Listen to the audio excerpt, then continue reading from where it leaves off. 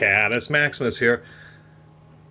I have a teardown, so I decided to move that to the end of the video. This is a little video review of the Rockwell SoniCrafter.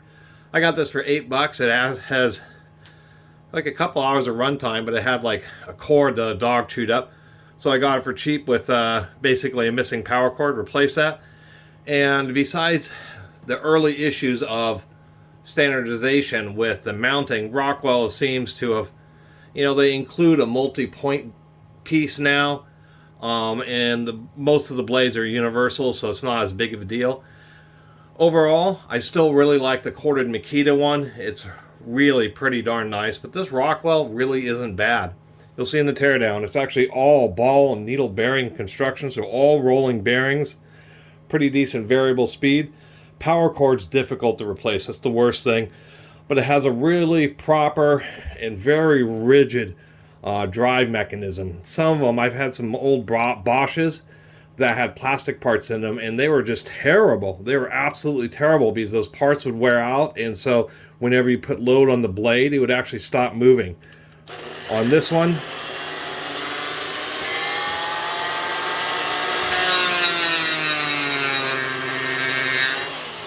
and that's really what you want, and why I like the Makita, and actually the Dremels really aren't so bad. They also had a proprietary mounting system, which has since been resolved by longer slots and universal. That's where the OIS came from. Anyway, for the construction, it's only 2.3 amps, so the Makita's 3 amps, but other than that, as far as how the tool is built and how it functions, it's actually not a bad oscillating tool. And I will, even though you have to use a 5mm hex to deal with replacing the blades, versus the Makita, I'll give them credit because that gives you a really small gear case. Anyway, there'll be a teardown later on in the video, and it's actually built pretty darn well. The whole motor and everything's all captured and screwed in with a plate into the gearbox, so it's actually pretty good design. Anyway, I'm going to cut these tabs off this tray, this lid that I'm going to use as a tray.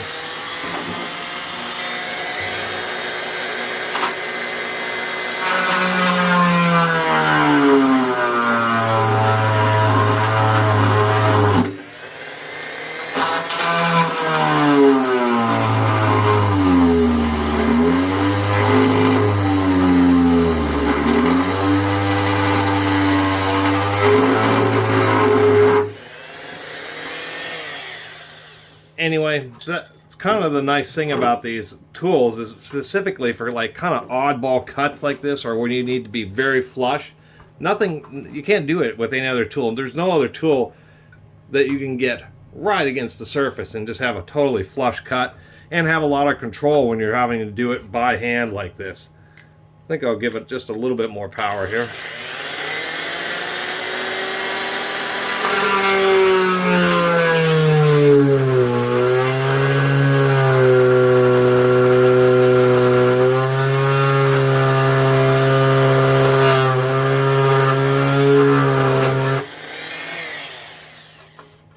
Anyway, nice and easy. I got those cut off, and that's kind of the deal with these tools, is they're really pretty nice. The problem is the blades have very few teeth on them. They wear out fast, and they charge an arm and a leg for them.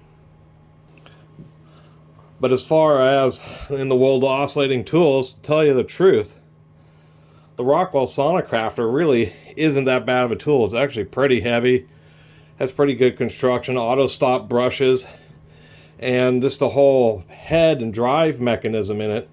It's actually really good, really tight. I mean, there's probably just a couple thousand, basically no play whatsoever. You can wrench on this blade back and forth and it doesn't move, which indicates how tight the fit is with basically the eccentric bearing and fork system. Really just a really tight fit, and what it means is that this tool actually will do the work you expect it to. And the fact that it has a really compact head, I have to call a spade, and this SoniCrafter just isn't that bad of a tool. I think when you'll see in the teardown, the worst thing is this isn't the actual power switch. This runs a plastic lever, which actuates a rocker switch, which I think is probably going to be the first thing that actually gives you trouble besides the power cord, is going to be that darn rocker switch. Fortunately, the rocker switch is like a standard power switch used in a zillion different types of electronics, so it'd be something that'd be pretty easy to find and replace. Catus, Maximus here, this time with a review of the Rockwell SoniCrafter. So this is an oscillating tool like many others. Now, they were, in the beginning, when these things really started coming out, I guess 10, 15 years ago, quick piece of history, oscillating saws were invented for the medical industry, for surgery, working with bone and that type of stuff. Then they ended up being sub-licensed, realizing that they could be used for do-it-yourself and construction work, and so that's what ended up happening. In the early days, Rockwell had their own standard, Dremel had their own mounting standard, Rockwell had their own mounting standard, and then there was the multi-pin mounting standard, which companies like Makita and Bosch and stuff. That's where OIS came from, which was the Oscillating International Standard for mounting, because the companies realized that trying to do what camera companies do, by every camera has a different darn battery, it's ridiculous. When it comes to tools, having to buy Rockwell compatible blades for Rockwell tools, Dremel compatible blades for Dremel tools, just ended up meaning just hurt sales overall. People just weren't buying the tools if you couldn't do it. So there ended up being blades are now basically universal fit, and many of these tools included basically adapters so that they could accept anybody else's blades. 5mm fastener. In this case, this is the way it was with the Rockwells. They had this hex drive, and so they started including this little adapter plate here. So it has this kind of funny pattern, and you can buy these, but this little pattern locks onto that hex right there, and then that's what attaches the blade. So at least they started kind of fixing it.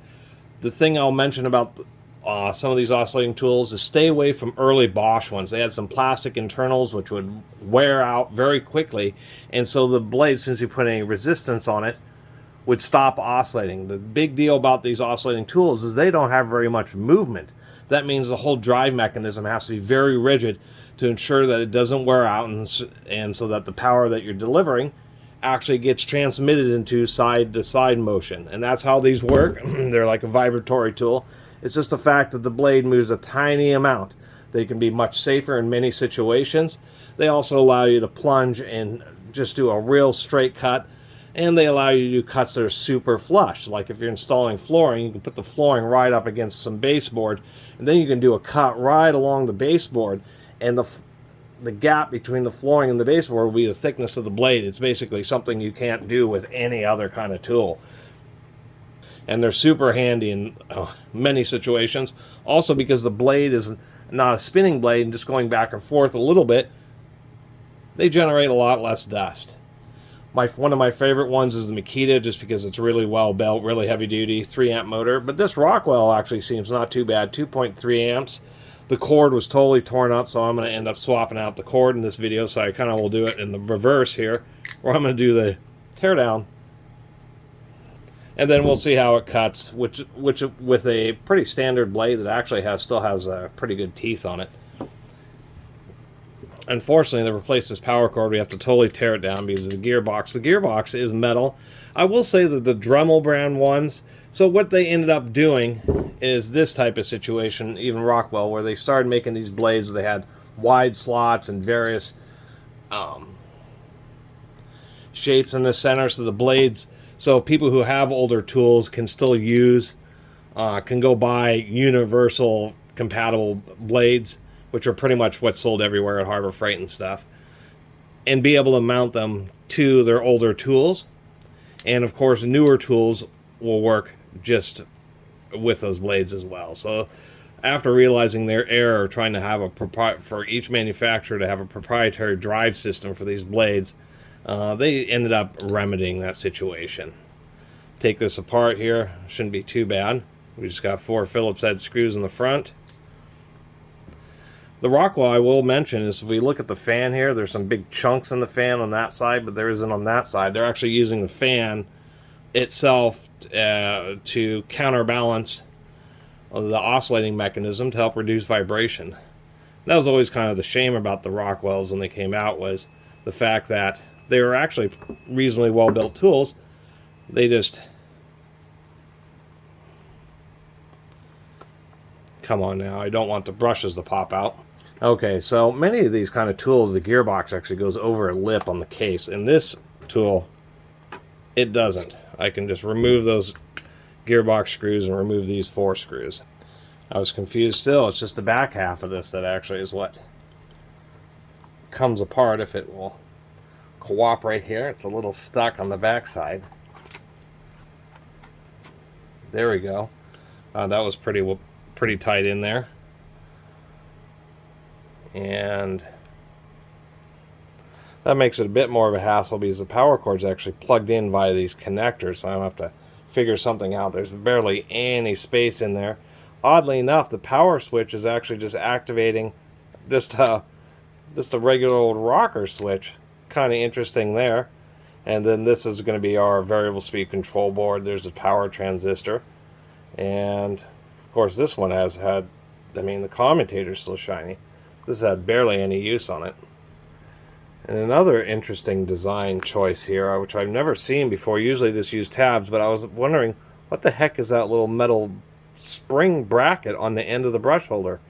Well, it's kind of hard to see. Maybe I can show you this way. Real hard to see, but you can just make out then the sides of the brushes, they're slots.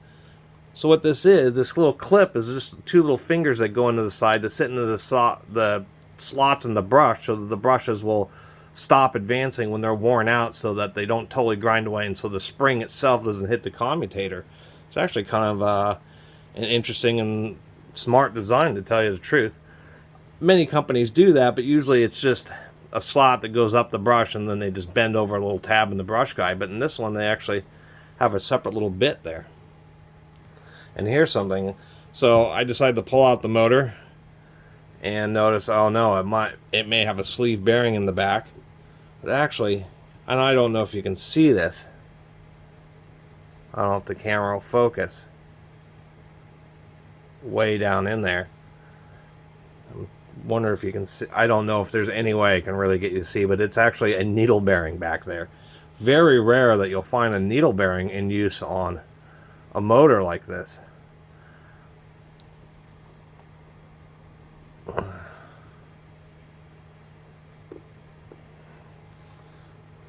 I can just get the light in there. There you go. You can just make out the needle rollers. So, really interesting. The fact that they're using needle bearings back there instead of just a regular ball bearing. The motor actually doesn't seem that bad. Does use folded contacts, as we can see. Once again, it's nearly brand new on that commutator. Quite a bit of epoxy around the back end just to help keep those wires together. In the whole head assembly, you can see that thicker area that they're using, how they're using it as a counterweight. But I don't know if this whole head is pressed together or exactly how they've done it. But I believe, I mean, there's some kind of little thing kind of squished out there a little bit. Anyway, when I rotate the motor, you can see that this barely moves back and forth. So you got to have a pretty good mechanism in there.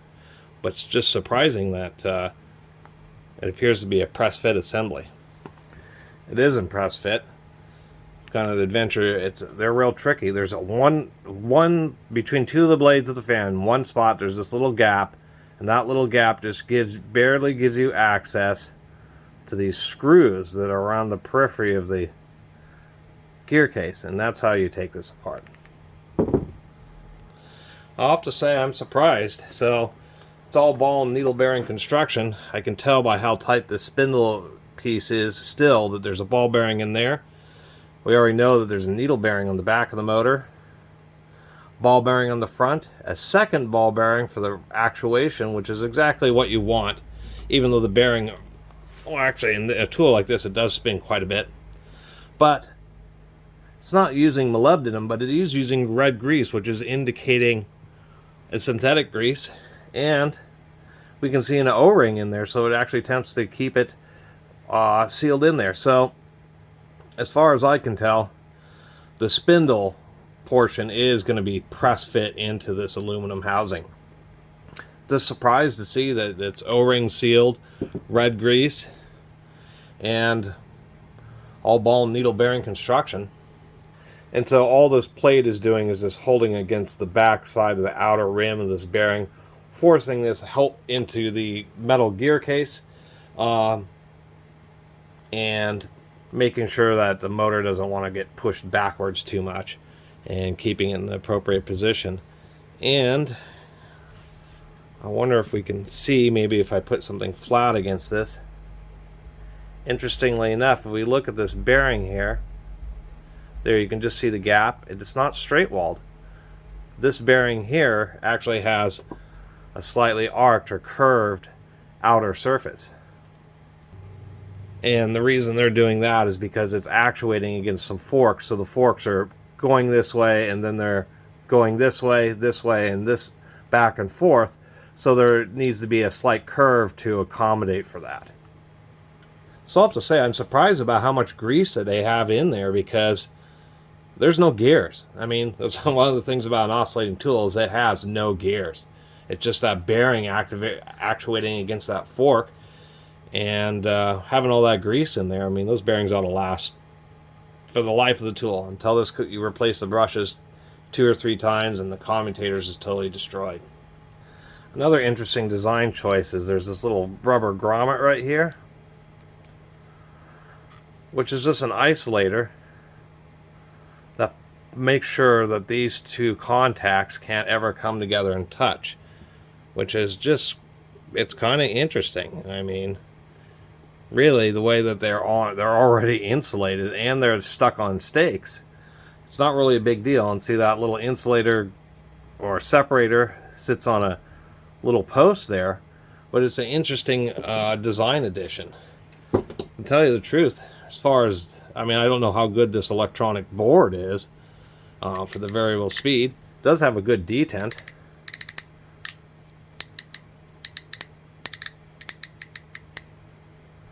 Do like that. I mean, but the physical build quality of this tool seems just fine. I mean, the worst part about it is the fact that it's going to be interesting, because I don't know if I have any stake-on connectors that are right angle like this, much less the particular size that these, I assume, need to be. So I'll pop these off here. Yeah, those are pretty small stake-on connectors. So the hot glue,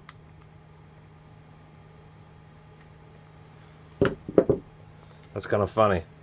The hot glue was applied after those connectors were plugged in. They could have made it a little easier to replace the power cord. I don't think I'm going to have much of a choice. I'm going to have to cut off these wires, strip them, and solder my power cord wires to the ends of these. There is just a little bit of extra space inside here, and so I'll have to just, you know, between that, not much extra space, but I'll have to figure out a way to manage it in there.